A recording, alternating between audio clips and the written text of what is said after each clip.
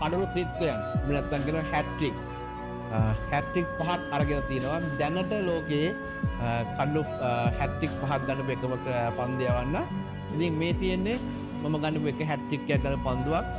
මේ ඒ පළවෙනි කඩළු 4 ගත්තට පස්සේ මේ තියෙන්නේ ඒ පළවෙනි කඩළු 4 ගනිපු දකුණු අප්‍රිකා කණ්ඩායමත් එක්ක ඒ පන්දුව පැති 4 අත්සන් කරලා තිනවා. ඒ අවුට් වුණු ක්‍රීඩකයන් 4 දෙනා.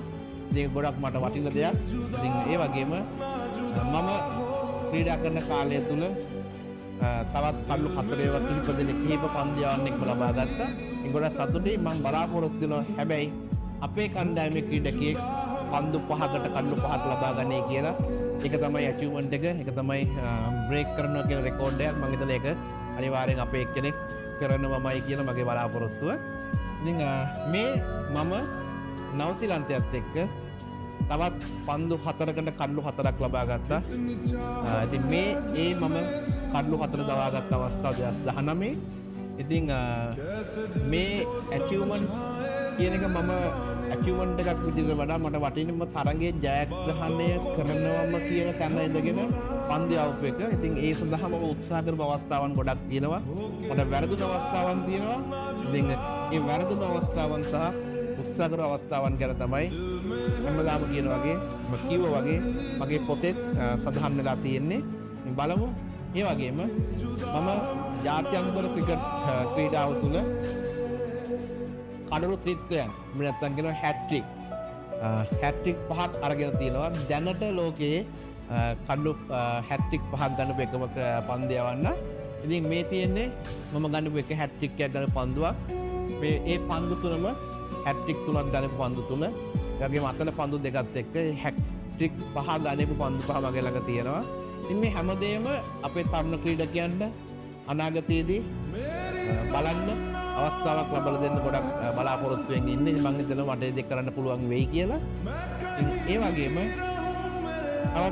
වැදගත් දෙයක් 2019 කඩළු 4 ලබා ගන්නකොට නවසීලන්තයත් එක්ක මේ මම දාගෙන ඉඳපු සපත්තු දෙක. ඉතින් මම හිතනවා මේකත් මට වැදගත් හේතුව ක්‍රීඩකයෙක් වුණාම මගේ පාදයේ ආබාධයත් එක්ක මට ක්‍රීඩාව නවත්තලකම් කිව්වොත් මගේ මාව බලාගත්ත හා සමානයි මම භාවිතා කරපු සපත්තු.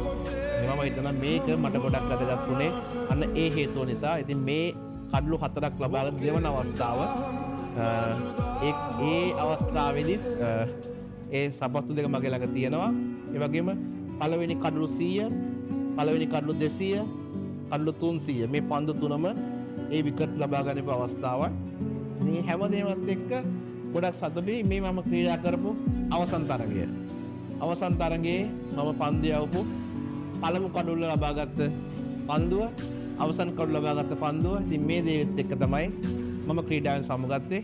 මම පෞද්ගලිකව හිතනවා මම ඉතාමත් සතුටින් සමුගත්තු ක්‍රීඩකයෙක්.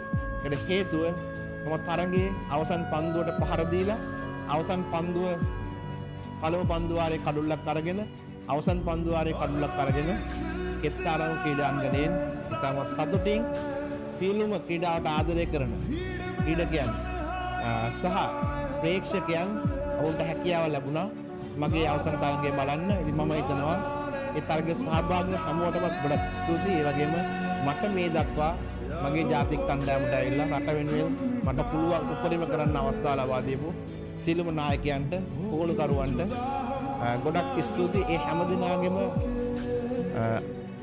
මාව භාවිතා කරපු විදිය එක එක ස්ථානවල මැච් සිටුේෂන්ස් වල ඒ හැමදේම ලබා ගන්න අත්දැකීම් එක තමයි අද මම ඔයගොල්ලන්ට මේ පොත මම හිතලා මට දැනෙන දේ ලියලා මේ ඉදිරි ක්‍රීඩාව කරන සීලම ක්‍රීඩකයන්ට ලබා දෙන්නේ. ඉතින් ඔයගොල්ලන්ට අද ඉඳලා